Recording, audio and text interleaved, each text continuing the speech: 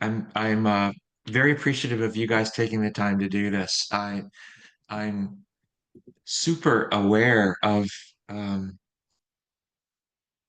what what difficult and tenuous circumstances everyone in the public sector is in right now. Federal government is spotlighted, but our work in state and local governments are also even highlighted, perhaps even more. So um, I have an extensive presentation for you. I will go through it quickly.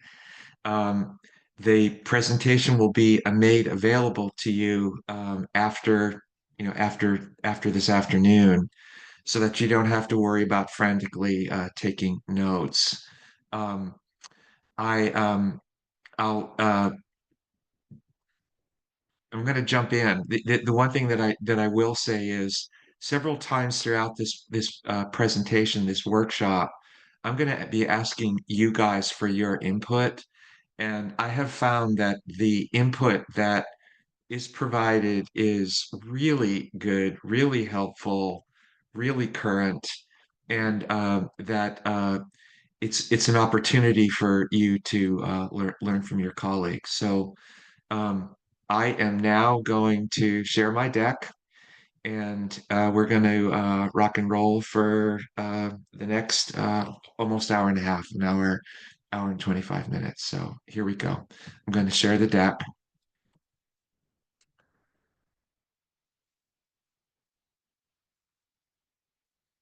And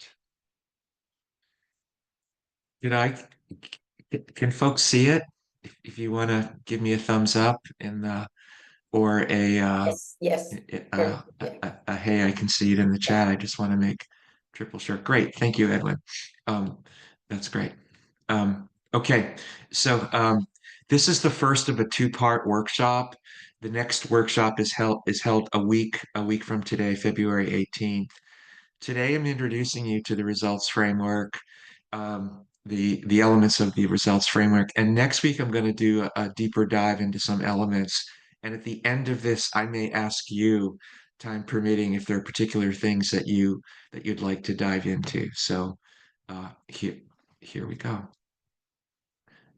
So my hope for you in this workshop is that you get three things out of it. You get a core understanding of what the four elements of the results framework are, and we'll go through them one by one. I'm going to be presenting you some tips and tools that you can use immediately, or you might use later on this year or later on in your career. The way we've structured the book is that there are tips and tools throughout, and I really hope you find this informative, interesting, and especially a little bit inspiring, given the circumstances of today. So that's why I'm here.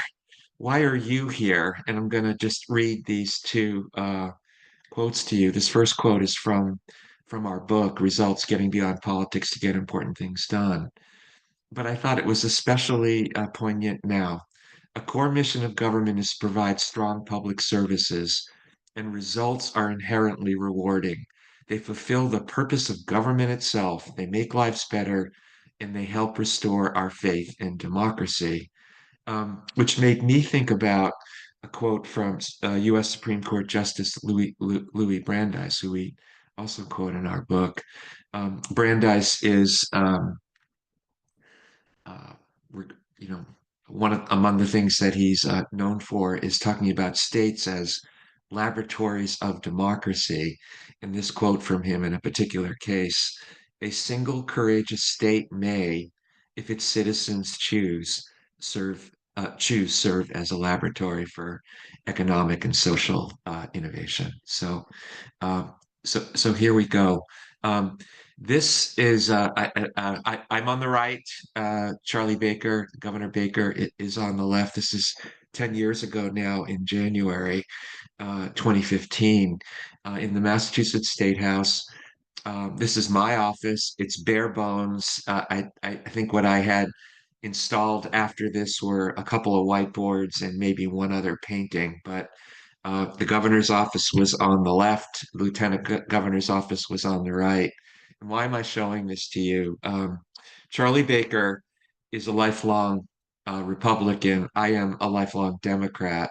And though he and I had worked together, I think 3 or 4 times prior to him asking me to be his chief of staff, the idea that he would pick somebody from the opposite party really had people wondering what was going on. And also that he picked somebody that wasn't part of his political apparatus. I'm um, a CFO, a COO, a chief operating officer. I've done a lot of big project work, and he and I have worked together. But I think of myself as a problem solver and helping people get complicated things done and help to figure out how to untangle complicated problems in bureaucracies, in the public sector, in healthcare, and in higher education. So when Governor Baker asked me if I wanted to be his chief of staff, I said to him, "Are you sure?" And I asked him that 3 different times. And at the end of the day, I think a couple of days later, he said, "Okay." And it really occurred to me that what he was looking for was somebody that he had experience with on problem solving and in complex areas. And that's our approach. And that was the approach that Baker, the Republican, and I, as his chief of staff, took to the issues in Massachusetts. So this is a quote in the introduction of our book, and it's a kind of a rudder for us. And it goes back to John F. Kennedy, President Kennedy from Massachusetts. And it just seemed very poignant now. Let us not seek the Republican answer or the Democratic answer, but the right answer. Let us not seek to fix blame for the past. Let us accept our own responsibility for the future. And this is a core rudder for me and for the people that I work with, and I know for Governor Baker as well. Um, so we and I'm going to refer to the book a lot because the results framework is described in detail in the book. But we wrote this book because for over 25, 30 years, we were hungry for how to do things. And for the most part, the information that we found was business literature, business articles. There wasn't a lot in the in public sector or the public administration world about problem solving and how to do things in complex situations. So we wrote this for you guys, for leaders and managers in the public sector. It's by folks who have had experience in both the public and private sector. And the idea was to really provide a window that did not need translation for you in terms of how you can begin to tackle complex problem and improve services. The book is in 2 parts. The first part is the results framework, and I'm going to spend most of the time today on that, and I'm going to go through each of the 4 parts. And the second part are 4 case studies on healthcare, transportation, social welfare, and COVID. Um, at one point, we were thinking about calling this the Book of How or a Book of How, because that was something that we really felt was missing in the literature and in the thinking about taking something from a policy idea to delivery. And then January 6th happened, and we really thought that the idea of a functioning democracy was super important. And I think that's even as true, if not more true today. So the book is really a message about how to do things and about hope. Here's um, a keystone in our approach. We really believe in talented people, and we really believe in the importance of data and information and facts and fact, but that talented people and data by themselves are not sufficient to tackle difficult things. To get results, it really requires an understanding of how things work, a method, a change method, and then the know-how to make it happen. Programs and policies are important. Our approach focuses on their necessary but sometimes overlooked companions, successful execution and implementation. So here's the four parts of the results framework. People are policy, follow the facts, focus on how, and push for results. And I'm going to go through each of these, a few slides on each, a tip or two on each, and then I'm going to end this workshop today with a case study about how these things come together. We always start with people, and this may sound naive. It may sound like well, of course, um, but it's something that I have learn to appreciate that people don't appreciate the importance of making sure you have the capacity to act and not just continually assume that the team that you have is the right team to do the change that's there. So we start with people to assure that you have the capacity to act for change, to roll out a new program to improve things. Um, uh, Building capacity, particularly on a new initiative, particularly on a project where you are trying to launch something new or make changes or make significant improvement.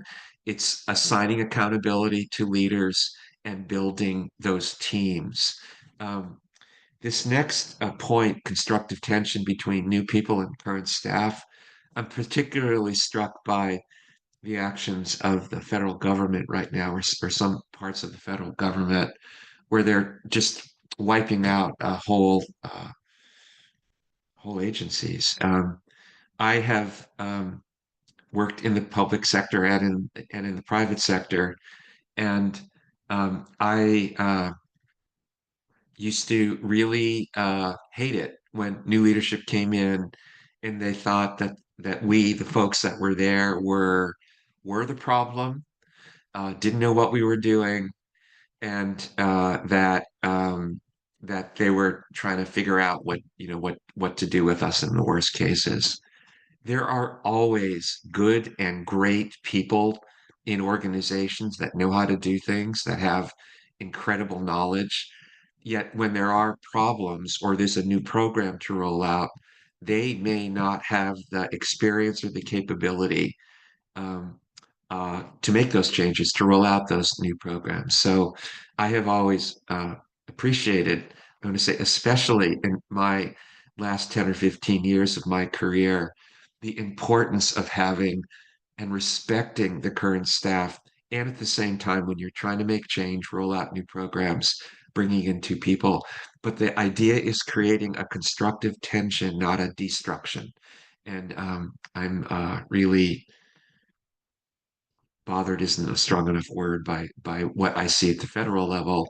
Yet I know that this idea of constructive tension with new people and current staff is super important at the state and local levels. Um, so there are people that are subject matter experts, and then there are people that know how to get things done. And sometimes there are people that know how to do both of those things, but they're different.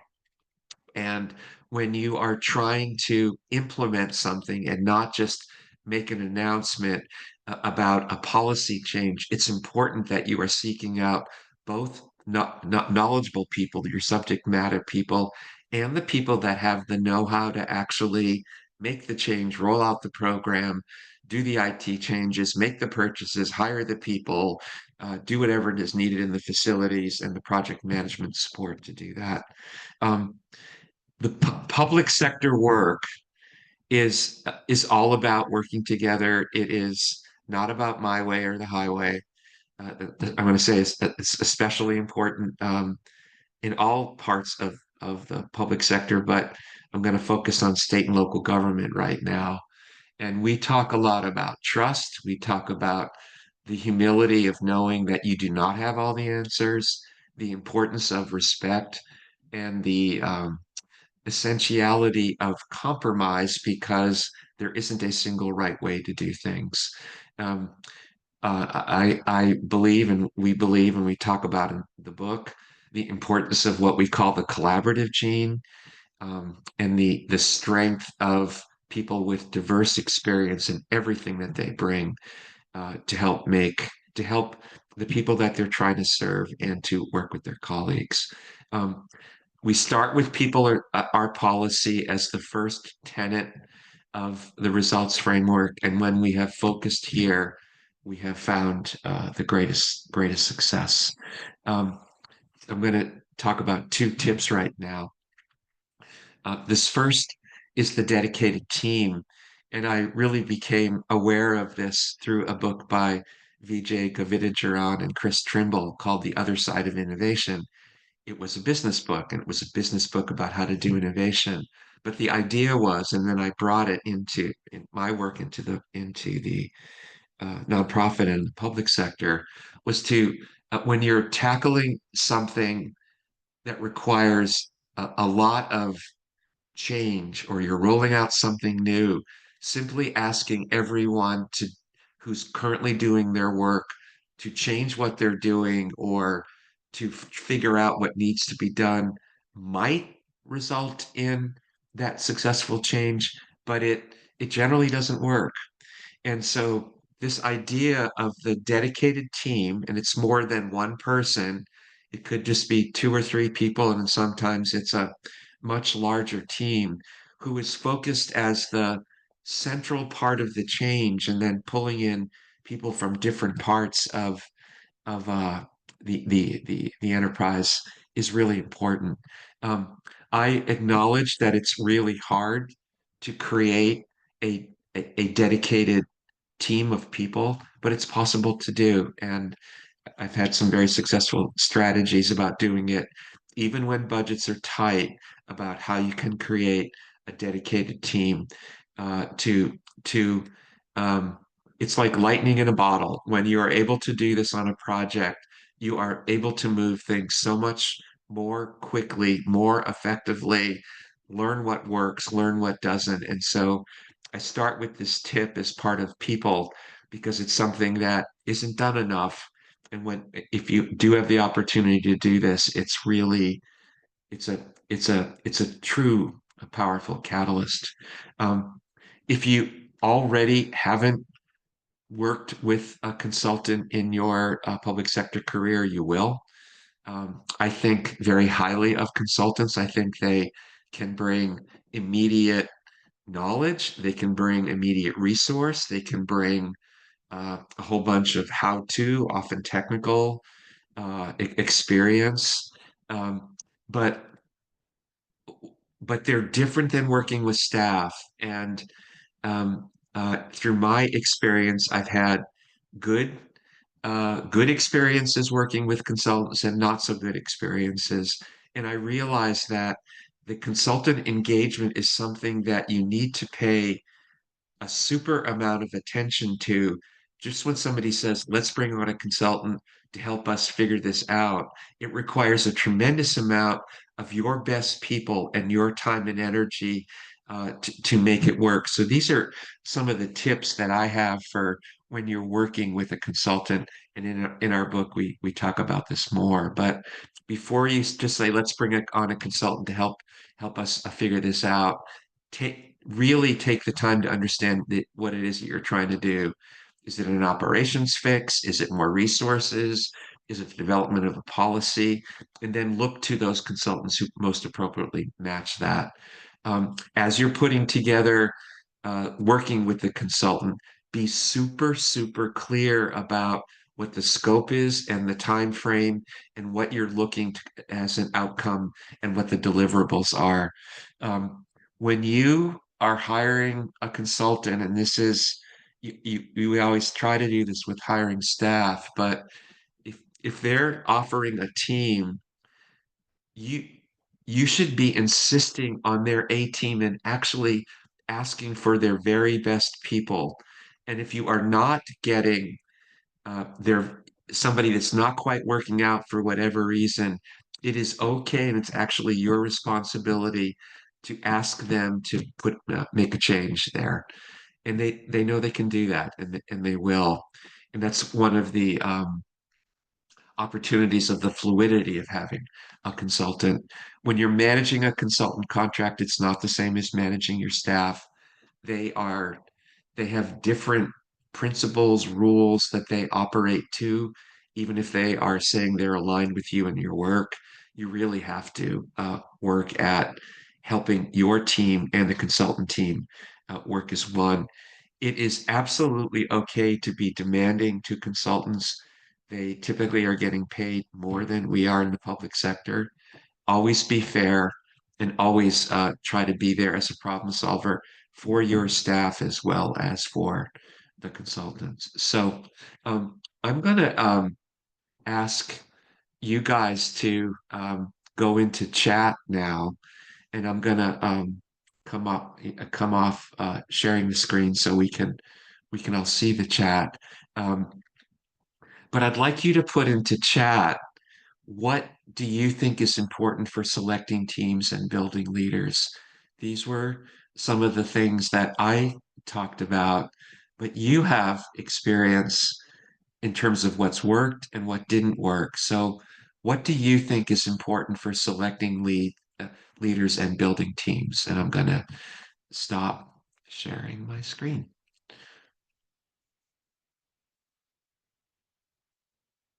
So, please jump into chat.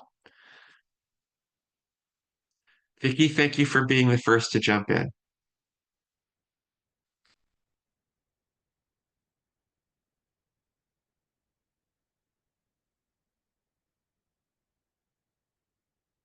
These are great.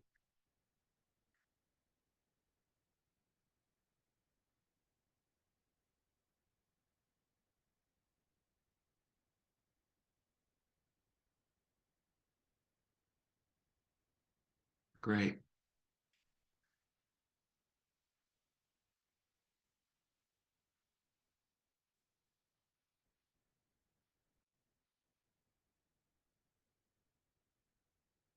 Mm.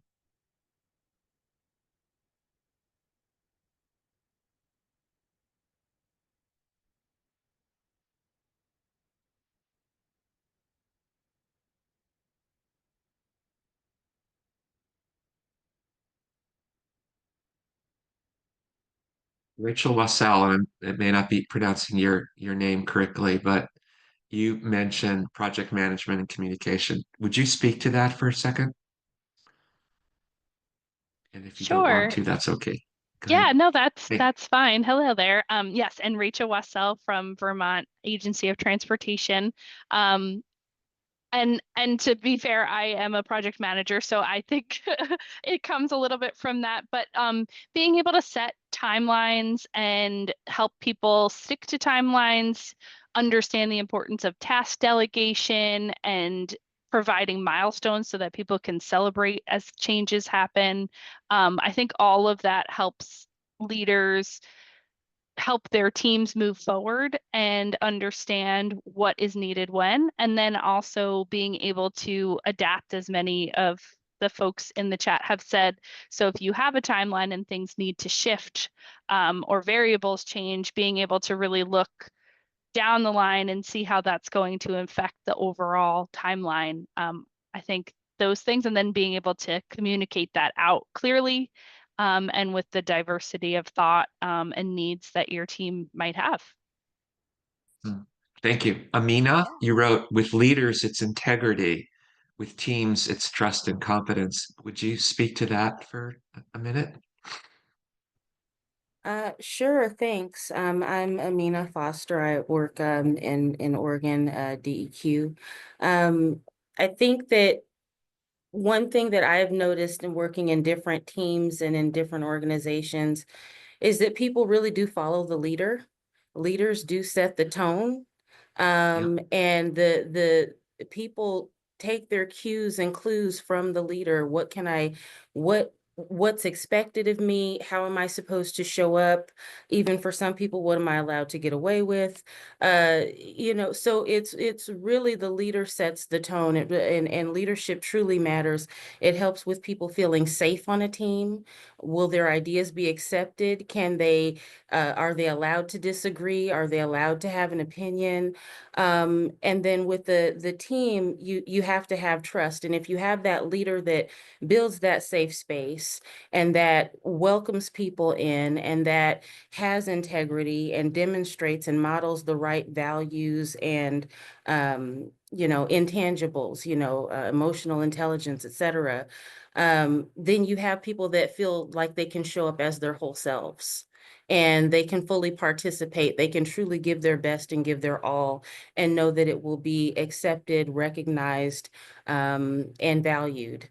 And so then that's where, and then of course, if you want people to be competent, but uh, but that's also how you get competence out of people. If people feel like they are able to participate fully, then I think they usually show up and they do and they give their best and they give their all. So yeah, thanks.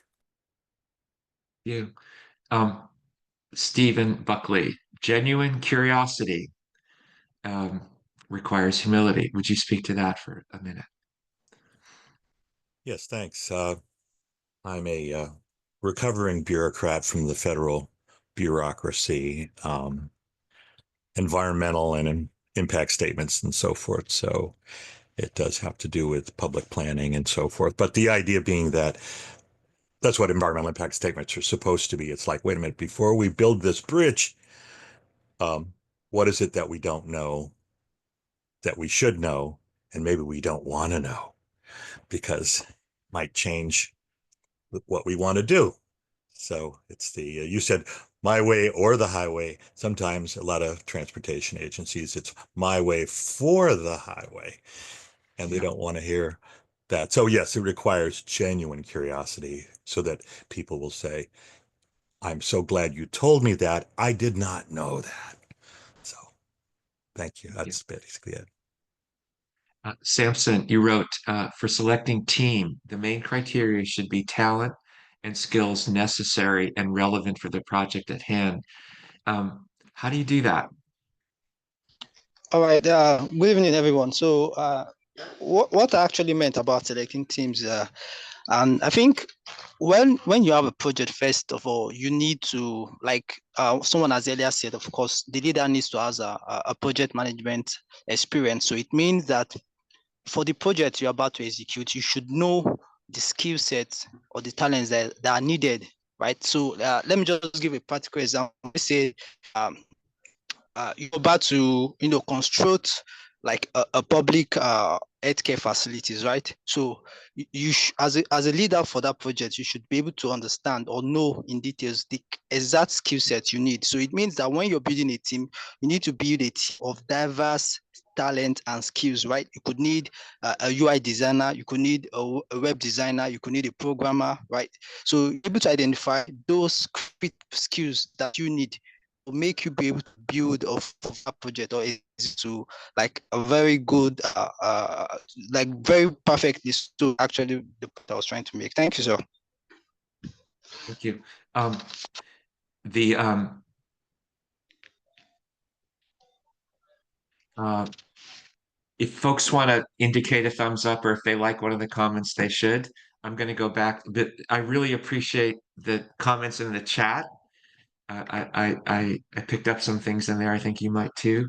And I'm going to go back to sharing my screen. Okay. Okay. Okay. You guys should see my screen. And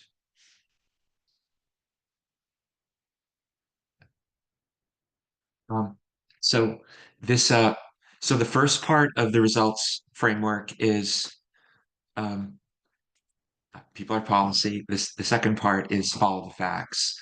Um, and this some of this just may sound obvious, but first you have the people capacity to do things, and then you are focusing on really trying to understand what the problem is, and therefore what the potential points of intervention might be. There are two kinds of uh, facts um, that I have learned are really important. So I am a data nerd, and I used to exclusively focus on what I could read, the budget information, reports, uh, expert stuff. And I thought if I understood that and really spent time on these things, that I fully understood what the problem was, and that I also had a very good understanding of where the points were to intervene to make changes. Um, I have to say it was later in my career where I began to really appreciate that that is really important and that is really critical for a baseline, but it's incomplete, and that it is really important to um, take the time to talk to the people who are actually being affected by the program, by the service, talk to the staff and providers that are providing the service, look at the media reports, and that the two of them together really help explain not just what a report might say, but how it feels in reality to the staff delivering the program and also to the people who are recipients of this of the service. So both data evidence and points of pain. And I think we as humans tend to be good at one or the other. And so I mentioned both of these now because for me, it was a learned skill, and I can see it with other people. They are really good at talking to people and getting the stories, the points of pain, and maybe not so strong on backing it up with data. And other people are data people and aren't so strong about, well, what are some of the what are some of the impacts? So following the facts, um, it's also important, don't just jump to conclusions about what should be done. When you are following the facts and beginning to define what the problem is, you're looking at both the data evidence and the points of pain. You should be either writing down or mentally or orally articulating what is happening with the service, the program, what is it you are trying to do, and then writing down, beginning to enumerate the problems and the opportunities. And with problems, you're asking why. Why is this occurring? Why is this occurring? Why is this occurring? And trying to get deeper and deeper into the what the root cause is, and not with facts, ideally, and not just assumptions. When you are at the point of beginning to define the problem to solve, you want to have a problem that is solvable. And you want to be able to break down a very large problem into doable pieces. Um, uh, there are often examples of things that are working really well. You might have a team of people. One person is performing at a very high level, others are performing adequately, and then there are folks that are having problems. What is happening with the person performing at a high level that can be replicated? That could be true if you have 12 different provider organizations that you're working with, or and on and on. You'll have spend the time to understand what might be working well, and do more of that, and then focus on what isn't working and really drive to doing less. So I've talked about, just for a minute, getting a problem of the right scale, and then looking at what works, and then looking at what doing more of what works and less of what doesn't. But it almost always is important to take a step back to get a better view of the why something is occurring, And that may um, cause a different intervention point. It may cause a different way to intervene and so forth. So I always think it's important to spend time with facts to understand the why before you are starting to describe the what you are going to do. Um, this is I picked this up from Beth Novick's book, Solving Public Problems, and I just thought it was another very nice way of lassoing your problem. Is it limited in scope? Is it something that's capable of being acted on? Is it specific? Is it a problem that will be supported by my organization and is their owner? It's just another way of thinking about uh, what is necessary to define a problem. Um, One of the very first things that I think are really important to do when you are defining a problem is also defining what the performance metric is that will say I'm actually uh, uh, creating the change that needs to be done. That the work that we're doing is actually adding value in the way that it should be, or reducing the negative. And so, um, as part of following the facts and describing what the fact set is, that's also a time when you can begin to set what your performance metrics are for the project, for the launch. Two tips here. This I call round the table, and I use round the table um, in two different ways. I use round the table often at the beginning of a project uh, with leadership or with the team that's involved with the project or the launch of an initiative, and literally go around the table and ask people to to uh, to to state their point of pain, to state what they think the point of pain is in this effort.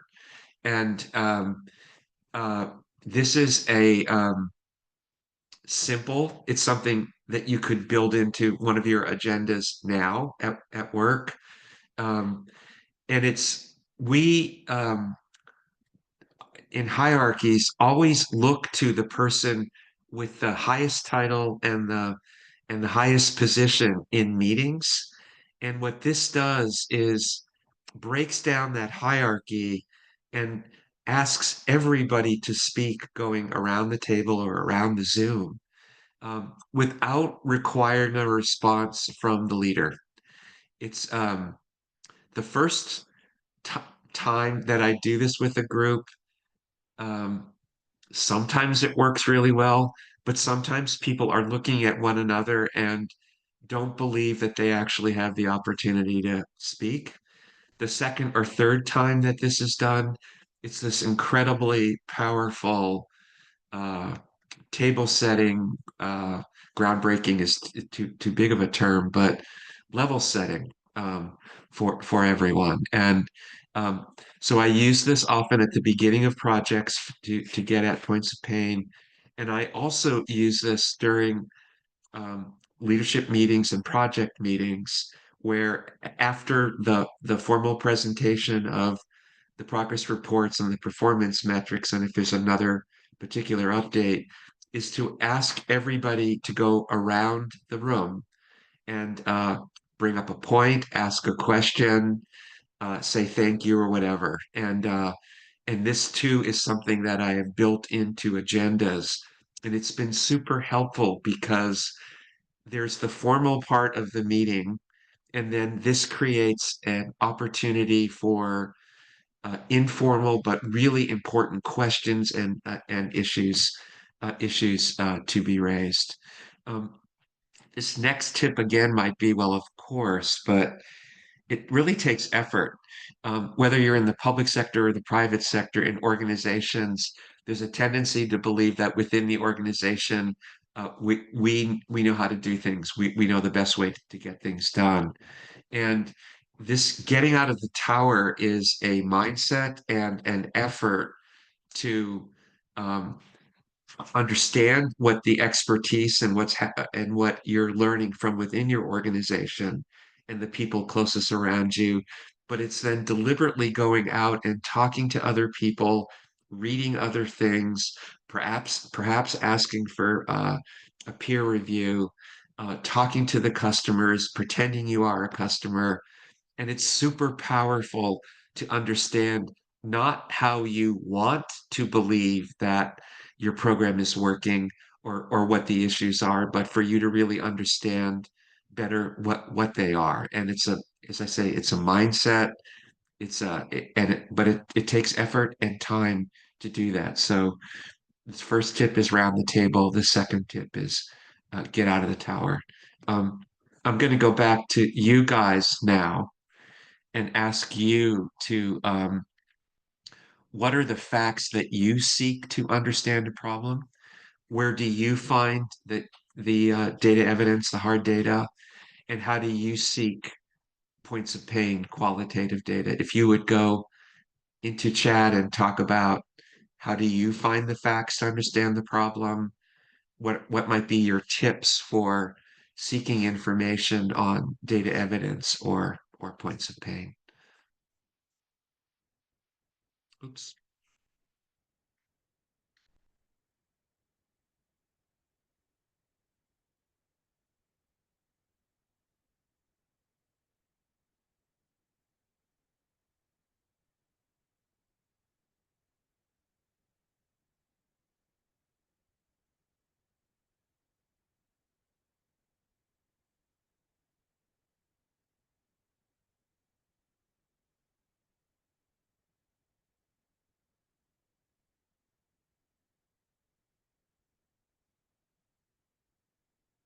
Sadie, thanks for being the first comment.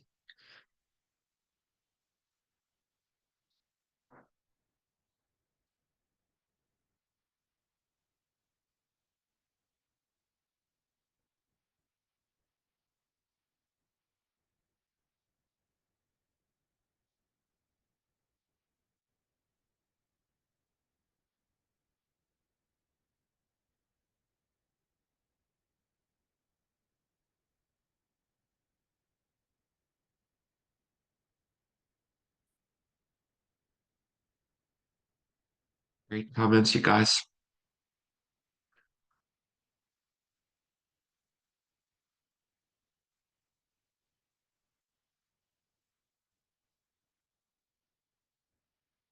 Carla, you wrote, I ask frontline workers, stakeholders, and the user for facts. I also look at the data on the program to see where there are trends that indicate issues. Can you speak to both of those? Hi, this is Carla Brown. So I am a user experience designer, and when we're looking at a program or a service, we always want to start with the user. So that could be through user research. So we'll start with like user research and then look into if there are people that are dealing with the user on a regular basis. I want to hear the problems that they're seeing, complaints that are being made to customer service lines, things of that nature. And then I'll also take a look at the data, if it's an app or some sort of program that has been collecting data, whether it's through surveys or some sort of qualitative things that have been done in the past. I'll take a look at that and look for trends to see where there is an indication of an issue or if there's just a gap that we can fix. Because you'll start to see like regular complaints or several people clicking the wrong button or people calling a specific line for a specific thing that does not exist there. So I look for those things. Super. Thank you. Erwin, you wrote, I talk to people who potentially use the solution we are trying to change in some way. Can you speak to that? Yeah, no matter what kind of consultant you bring in, they're a stranger to the organization. And that person is coming up with something that's going to affect employees. Employees typically say, another consultant, we've been telling our management what the problems are for a long time, and nothing's gotten done. And so that's why we're bringing in a consultant. But it really takes probing in a friendly way with the people that are affected by what the change that's going to be made, to find out like, well, how much do we really need this change? And if we make the change, what would you like to see? And see if that aligns with our statement of work and the things we're asking the consultant to do. Because on the front end, when you're hiring a consultant, you have to go through a procurement process. And that also changes the statement of work in ways you may not want it to have changed it. Yeah. Stephen, and you got at least one heart.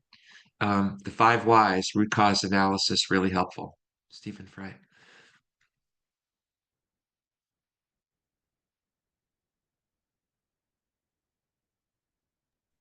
And if you Thank are you for talking, you're that. muted. Yeah, Steve Fry, state of Vermont. I'm a planning architect and definitely like to ask questions of folks when we're doing projects, which are mostly physical, sort of facility design and planning type projects. Definitely find that that's just a nice scaffold to just keep asking questions. When you think you're done, you're probably not done. There's another level to go down. Yeah, great points. Thank you. Okay, thanks everyone. If you like a comment that's on the chat, please give it a thumbs up or a heart. I'm going to go back to sharing my deck.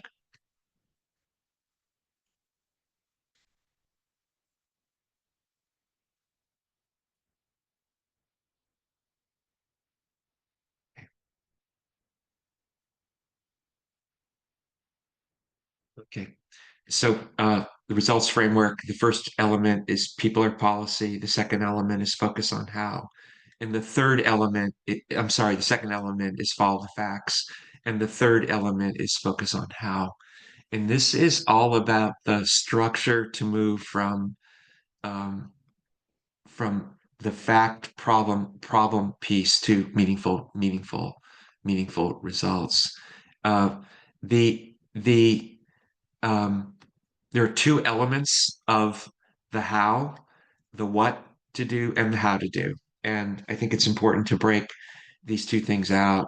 The what to do is the either the what your objectives are or the tactics are in terms of what if you do these things, then your premise is if we do these things, then this will occur, then this new program will be launched, this element will be fixed, this service will be improved.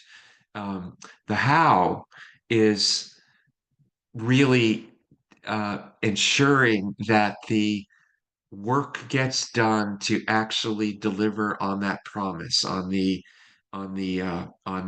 implicit promise that is part of the what to do. And I did speak about the importance of putting together the team and the people and the people capacity piece. I'm going to spend a minute or two on project management, and I am such a believer in the work of project management. I'm going to talk about time, and I'm going to talk a little bit about releases and Agile Scrum, maybe introduce folks to that. So if you have people, our policy, follow the facts, focus on how, um, and then the fourth element is push for results. It is the focus on how that requires the most time, the most resource, the most uh, intelligence, the most ability to actually assure that the idea is going from an idea uh, to delivering actual results. So this, forgive me for my cartoons, but um, so often in the public sector, there is an announcement. Um, and the announcement could be based on fact, but often it's not. And an announcement is not the same thing as delivering the result. I think the media misses out on that at different times. But for us who are actually in the process of making government work, um, an announcement is not the same as delivering results. And so I have a diamond shape on a precarious point, and then I have a strong base, a triangle base. And I say that the triangle shape is poised on a precarious point because too often uh, the the effort is about the announcement.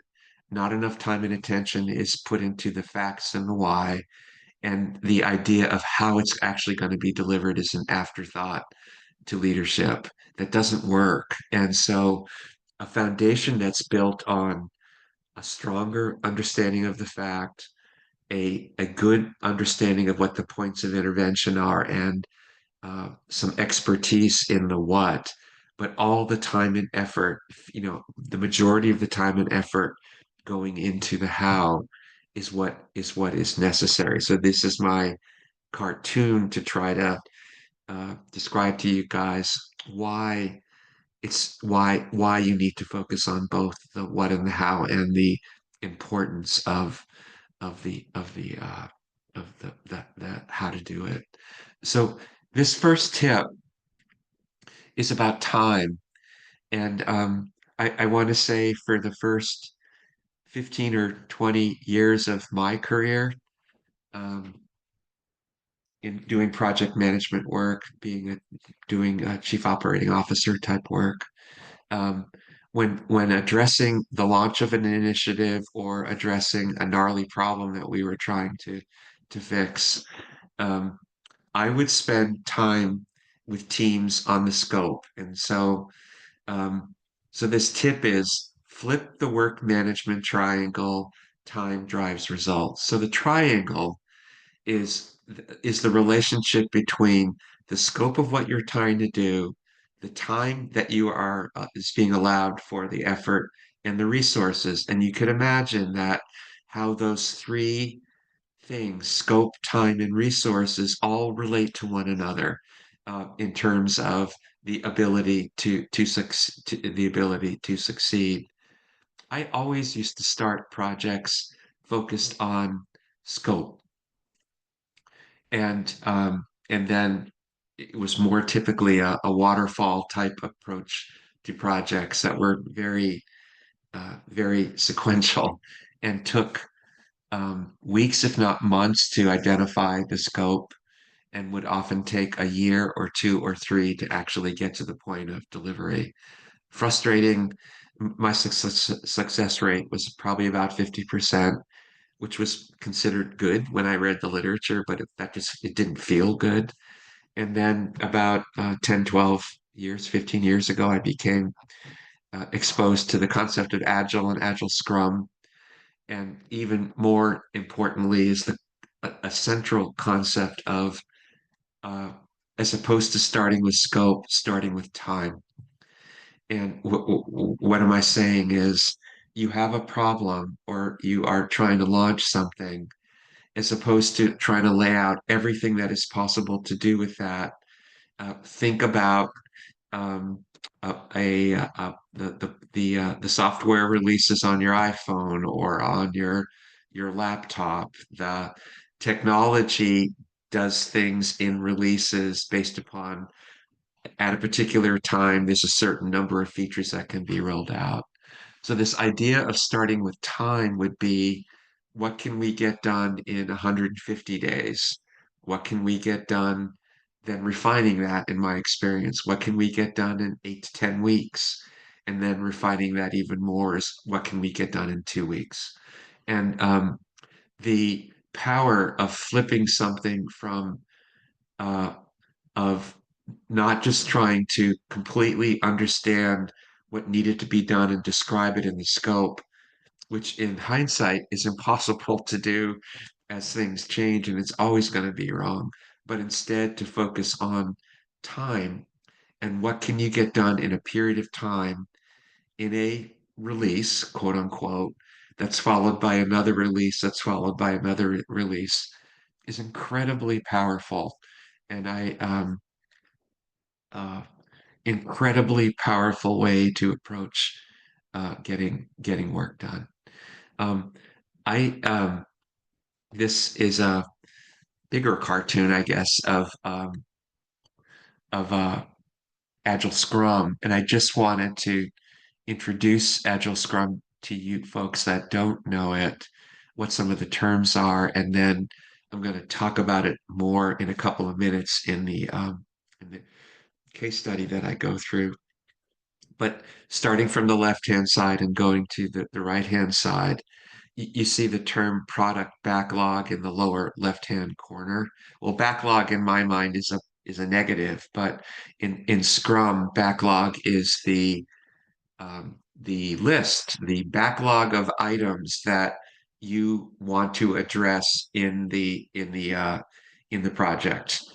The sprint backlog is a subset of the product backlog, and those are the tasks and the products and the deliverables to get done during the sprint. And a sprint is typically in the next kind of column is 2 weeks, 14 days.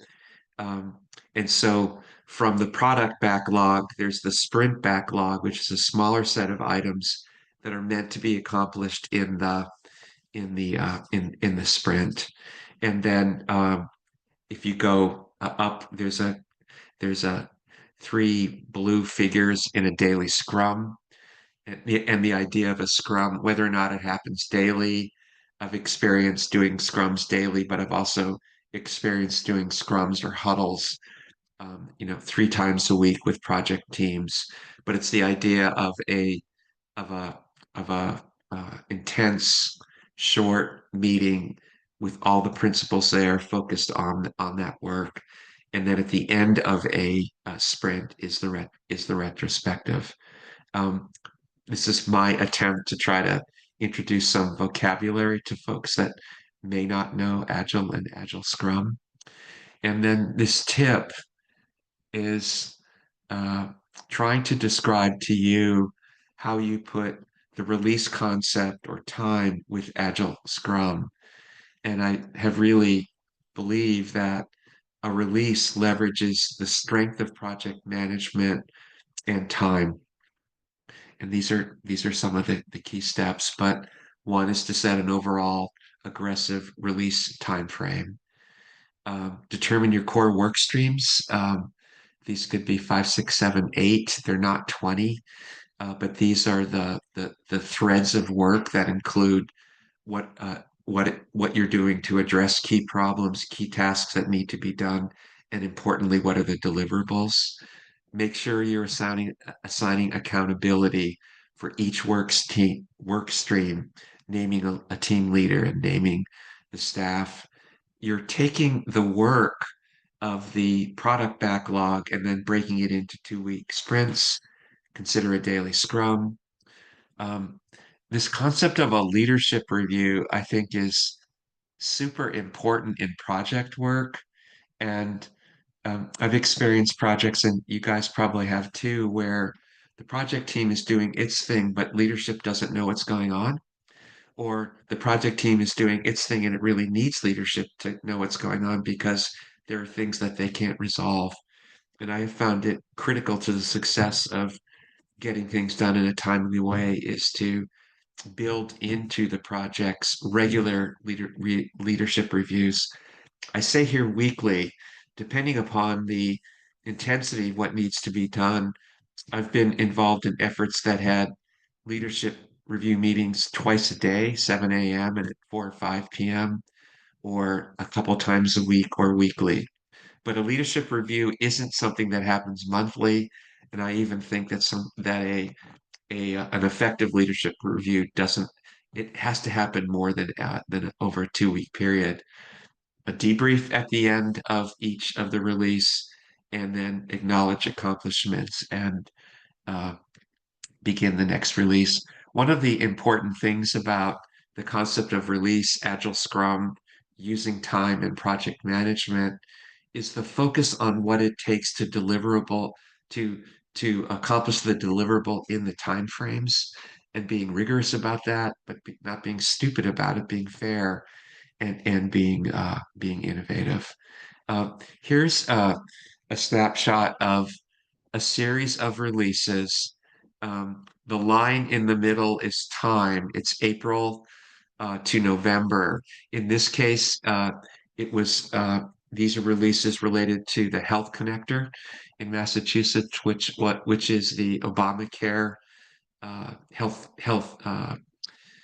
insurance product agency in Massachusetts. They had a couple of dramatic failures after being quite successful, and this effort was to get the health connector back on track for successful open enrollment over a very short period of time. Whether or not you can read the detail within the releases, I like to show this because they're short. Release 5 is April to uh, the end of May. Release 6 below is mid-April to July. Release 7 is August to October. They're 8 weeks, they're 10 weeks, and they include within them both the technical IT systems changes and operational changes. But they were wise enough to recognize that when you're making a lot of change, um, I'm going to say, especially in a short period of time, and even though you have done the changes through a lot of quality control, um, that there are things that happen that need to be uh, developed and focused on right away. And so the Health Connector leadership said, we're going to have a release 5, we're going to have a release 6, but we're also going to have a fix-it release 5.1, release 6.1. And the idea of these was to then quickly park items that were broken or were absolutely necessary to be done quickly without upsetting the rhythm of the overall development of the releases. So a good example. I uh, want to open it back up to you guys, and um, I'd like for you to put into chat what you think about the concept of leveraging time and the release concept. And if you've had experience with this, can you talk about it? But how is this different or the same as to how uh, you and your agency are now approaching problems? How do you think about leveraging time, and how do you think about the release concept? And then we'll do the fourth element and then wrap things up. So in chat, if you guys would put your thoughts.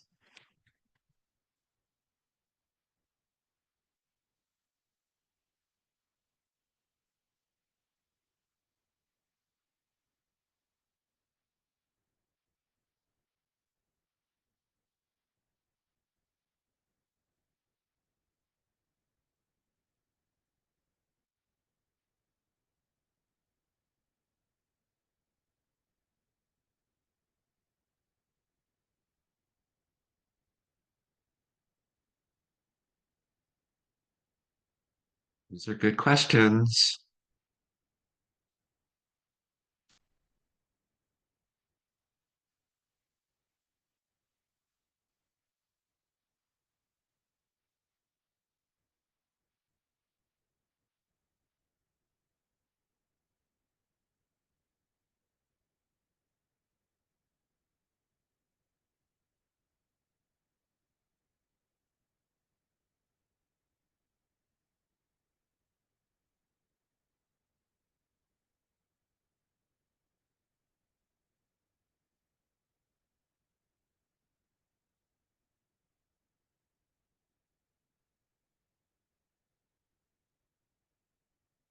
Jim Acker, would you speak to your comment? I think of it in terms of minimal viable product, a good term, and how to get that out to people we serve as quickly as possible. Yeah, so I'm a project manager from Oregon. And even in waterfall type projects, you have these milestones and stages. And what I try to do is set those up so that we have something that can be released out to the people that we serve that's going to help make their lives better.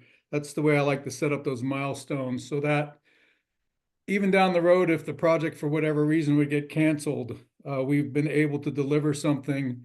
And I try to set those up kind of in an order of priority so that our top priority deliverables gets put out first if we can at all manage that. So it's just maybe a different way of looking at waterfall through kind of an agile lens, if you will, but to focus on let's produce stuff that's usable and useful quickly and kind of build on those as precursors to the big lift that's supposed to come at the very end.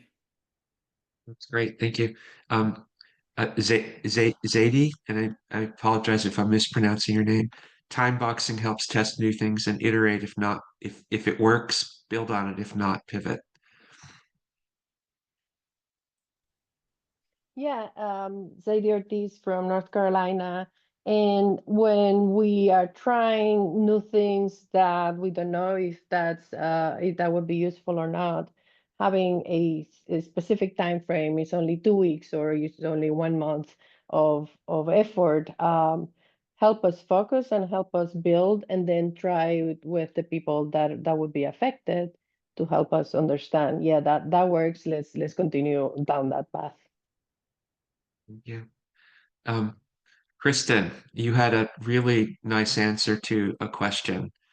Do you have any tips on how to get the team to align around priorities for a time period sprint? Would you talk briefly about what you put down here?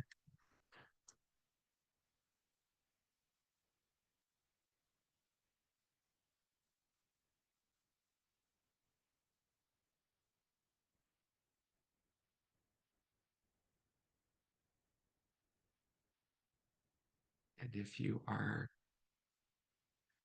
speaking, we can't hear you.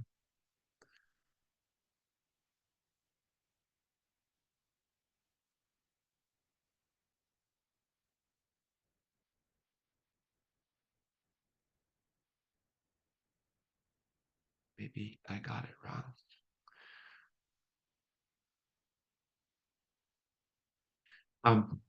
Steve, I don't actually see Kristen in the participants. She might have had to drop off. Okay, thank you. Thank you. I appreciate that. That's very helpful for me. So thank you. So I'm going to go back to the deck and do the final piece of the results framework and then end up with the case study. So just bear with me.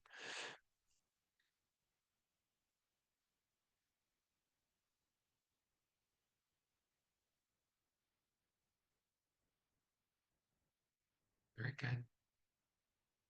Okay. Results framework. People are policy, building capacity, following facts, understanding the data evidence and the points of pain and the points of intervention, beginning to develop your metrics. Focus on how is both the what you are trying to achieve and then all the effort that it takes to deliver, and then push for results. This is where you are actually determining performance as to whether or not things worked out. I love this quote from John Wooden, a famous college basketball coach from the 60s and 70s. Never mistake activity for achievement. And we're all busy with email, texts, writing, meetings, etc. That isn't the same thing as actually getting things done, although they're important, and results. So three things here. Measure what matters, and I would suggest you focus on your project status and performance metrics. Discuss results in leadership reviews. They build common understanding. It allows for rapid problem solving and it overcomes bureaucratic silos. And then measure your performance metrics, your measure, evaluate, adjust. Um,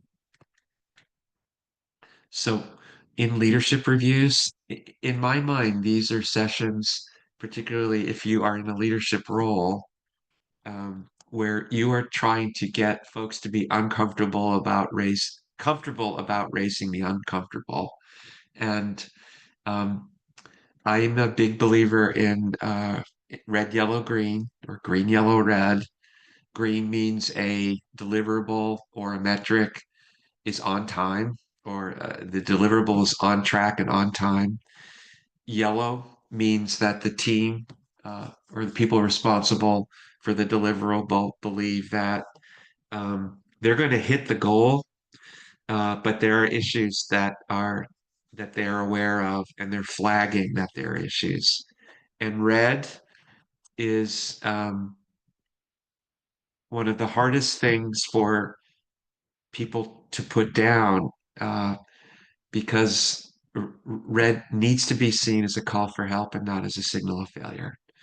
Um, and in your leadership reviews, whether you're looking at project status or performance metrics, when you are looking at red, yellow, green, or you're looking at the particular numbers, performance metrics, they do provide an opportunity to move away from the individual that's presenting to the data that's there and having a discussion about what needs to be done or how to continue to do what needs to be done. It's not enough to track data and to track information. You should be continually asking, so what is it telling me?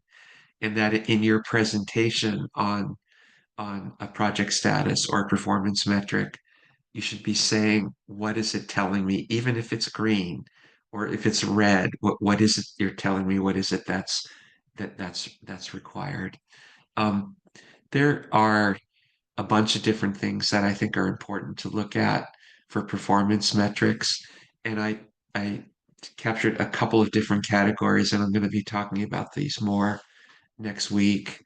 But there are the categories that measure the service performance, and then there are the categories that measure the ability to actually enable or deliver the service, and they're listed here. You could add or expand on these, but depending upon what you're trying to do, the type of metric is will make sense and will fit. So here's another example from the Health Connector, and this is a project status report. And the reason I'm showing you this one is because it's simple. It's a one pager of where they're at on I think it was a 45-day release. There's only one item that's green. There are 5 items that are yellow, and there are 5 items that are red. And the honesty and the humility for staff to indicate to their leadership, and in this case, I was participating from the governor's office, the actual status of where things were was, I give huge credit to Luis Gutierrez, the man who was leading this effort, is that he created a dynamic where staff felt it was possible to do so. And in a leadership review meeting, we then spent our time and attention, a quick congratulations on the green, but then spent time and attention on the reds and the yellows. And so this is an example of how a one pager can help in a leadership review, explain what's happening, and then move things along. So here's I have lots of performance metrics, and I was trying to figure out what might be the best ones to show. So this one isn't red, yellow, green, or green, yellow, red. This one is green, gray, yellow. And I think the folks at the Massachusetts Registry of Motor Vehicles didn't want to say that something was red, but instead they wanted to highlight when something was green, highlight when something was gray, the performance was just okay. And if something was yellow, that's how they wanted to show that they needed an attention. But here's an example of customer service wait times in 6 different offices in the northeast part of Massachusetts, including the Boston is the big one on the left, Haverhill, Lawrence, Revere, and so forth. And you could see these metrics. That the green is this interesting concept of serving a person in less than 30 minutes. and then serving up the yellow is serving a person in 30 to 60 minutes, and the gray is serving a person in 30 to 60 minutes, and the yellow is if somebody took over 60 minutes. And you can also see here in the very light green, um, the bar in the middle, that's the staffing availability. So this is an example of a metric showing the performance to a customer and also a key input, a key enabler, the staff. And we would look at these metrics on a daily basis. We would actually have a brief discussion about these metrics on a daily basis, and then a more intense discussion um, a couple times a week. We launched an effort to really improve the services at the Registry of Motor Vehicles. So here you could see in May of 2018, there were only 38% green. And then 6 months later, we were at 97%. A whole lot of work went into that. Um, uh, Tip here on metrics is really, really beware of averages. They mask things. Um, Whenever I see that something is an average, I think that's possibly an indicator, but that it often is hiding the tails in terms of how long something is taking and what that means. And so I'm encouraged to chart out the actual experience and then focus on the of the customer and then focus on the actions that improve the customer. So I'm going to race through in the next 8 or 9 minutes this case study showing how different things come together at the Massachusetts Department of Children and Families. And start with this story, Baby Doe. On Thursday, June 25th, 2015, a woman in Winthrop, a coastal town just north of Boston, made a horrid discovery. She was walking her dog along the shoreline of Deer Island, where she found an object that concerned her and called 911. The Massachusetts State Police uncovered the remains of a girl of toddler age. The baby was found in a plastic bag. The news was stunning. As a community, we had not yet recovered from the loss of Jeremiah Oliver 1 year earlier. Jeremiah Oliver was another child found mutilated in a suitcase by the side of the road. Now the hunt for more information about Baby Doe drove national news throughout the summer. What had happened to this innocent child would hang like a dark cloud over all of us. There were three terrible incidents that happened in 2015. And after this incident, after we learned about this incident, Governor Baker launched a turnaround effort. So Baby Doe, her name was Bella, Bella Bond. The picture on the left-hand side is the police caricature, and the picture on the right-hand side is a picture that they found of the child. So this was in September. By then, the turnaround effort was organized, and this was a case example of using the results framework. You could see that I'm highlighting 10 items. 2 are people. There was an executive leadership team and an agency improvement leadership team that the Commissioner Spears implemented. One of the things that was really important about the agency improvement leadership team is that it included people from the central office and the field for the first time. You had not the central office dictating to the field what to do. You had the central office people working with people in the field on what could actually work. They created a dedicated project team that included people from the agency and some consultants and some folks from the governor's office. 2 items of fact, points of pain. I remember doing around the table with the commissioner leadership team and continually doing that with other leaders and people to really understand what the impact was on families and children as well as the staff. And we spent a lot of time on the data evidence. So 2 people item, 2 fact items, and then items 5, 6, 7, 8, 9 are all how. It was a release-based effort, 10 to 12 weeks, using work streams to define what needed to be done. And these are the names of the work streams. And importantly, there was a chair from both the central office and the field. We used a checklist to green that I'm going to show you to launch the work streams, used Agile and business process analysis, and we're heavy users of project management in terms of focusing on getting things done along with Agile and the releases. The leadership reviews happened twice a week. This was pre-COVID. So people drove in around from across the state for hours, for meetings that were several hours long to review metrics, to review project status, and to do almost at every single meeting around the table at the end of the meeting where new items were uncovered. The agency, the Department of Children and Families, DCF, took Scrum and developed their own terminology or translated their own terminology. They did trainings for the staff that were involved. The trainings were as short as an hour for some people and might have been 3 or 4 hours for some others, but it was possible to train social workers to use a technology like Agile Scrum. Here's an example of how the releases and sprints worked. The effort started in mid September or around September 21st, and the first release was November 25th around Thanksgiving.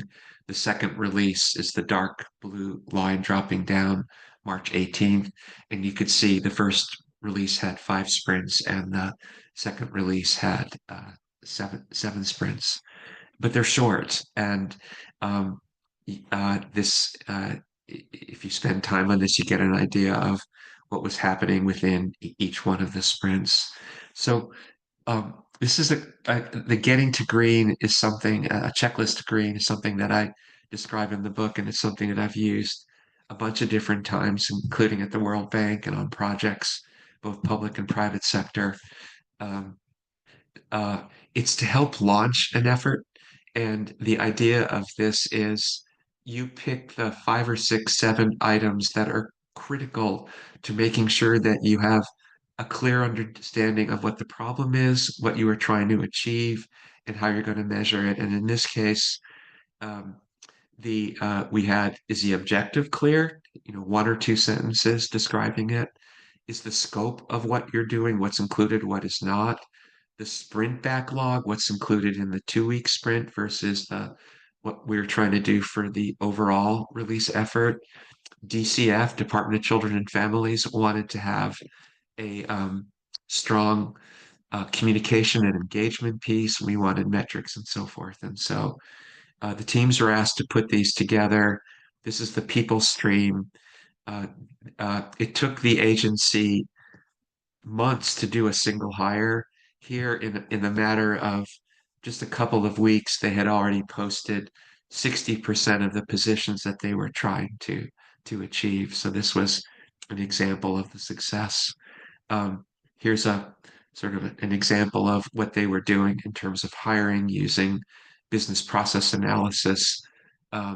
They dove into the existing process, took it apart, rebuilt it, and rapidly expanded, accelerated the way that they were able to do hiring. It was absolutely transformational and was launched in a matter of weeks.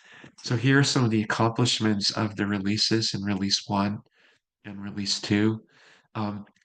This is an agency that would take years to do a major policy. Here they did 2 foundational policies in a matter of weeks, posted positions, released 2 more policies. We're bringing people on, hired the first ever medical director, and yet there were still issues. I am running out of time, and I'm aware of that. So I'm going to talk about this slide and then jump to the end. Why are we aware of so afraid of looking at averages? We kept hearing, Governor Baker and I, that the mean or the median for the caseload for a social worker was 18 or 19, and knowing that the target was 16, I thought, what's the big deal? You're only off by 2 or 3. But until we broke this information down by social worker, could you see the tall line, the 186 or the number of social workers who had 19 in their caseload, the 164 those that had 20, and so forth. So over 42% of the social workers had more than 20 in their cases. A lot of work was done. Um, uh, a year later, there were only 11% with that. Then and now, great success. And then there was a problem during COVID, a really significant issue during COVID. And um, some people began to question whether or not there had been any improvement at the Department of Children and Families. And this woman, Mary McGowan, who was the executive director of the Massachusetts Society for the Prevention of Cruelty to Children, said, if I could change this one thing, I think we should stop referring to it as reforming the department. That suggests there's going to be an end. Our child welfare system needs to be continually enhanced. And another way of saying this is um, a Nelson Mandela quote, who I think is one of the greatest humans in the last 100 years. After climbing a great hill, one only finds there are many more to climb. So thank you. It's 3:30. Um, we wrote the book for you guys, to those who believe in public service and the good it must do, and who constantly strive to deliver on its promise. I'm going to stop sharing and turn it back to Agada, and thank you guys for hanging in there.